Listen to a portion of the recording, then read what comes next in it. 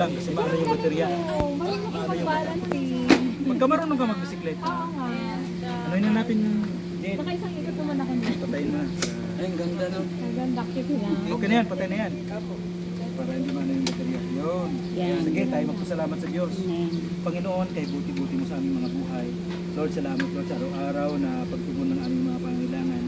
Lord, ang sasakyan ito, Panginoon, para kay Regina at kay Miguel, ay isang pagpapatunay mo na tinutugon mo ang kanilang kahilingan.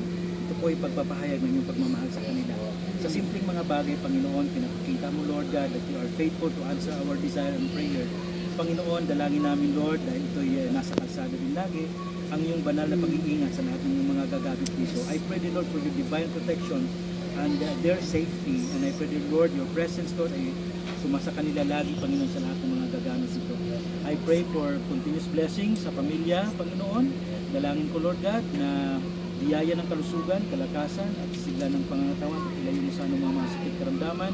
At dalangin ko rin ang araw-araw na pagpasok ni Jen sa kanyang trabaho. I pray for safety sa kanyang pagpunta ng school. And I pray, Lord, for your covering and shielding sa buong pamilya. Maraming salamat, Lord, na kayo ang Diyos sa mga dakilang mga bagay, maging sa mga karaniwang mga bagay, kayo po ang Panginoon. Lord, itong pagdidikit namin ito ay pagpapahayag ni Regine, Panginoon, ng kanyang pagkilala na lahat ng bagay ay nagmumula sa iyo. Lord, bless this at tinatanggap namin ito na may pasasalamat at aming i-dedicate sa iyo, Panginoon, inihandog sa iyo na may pasasalamat sa ngalan ng Ama, ng Anak at ng Espiritu Santo.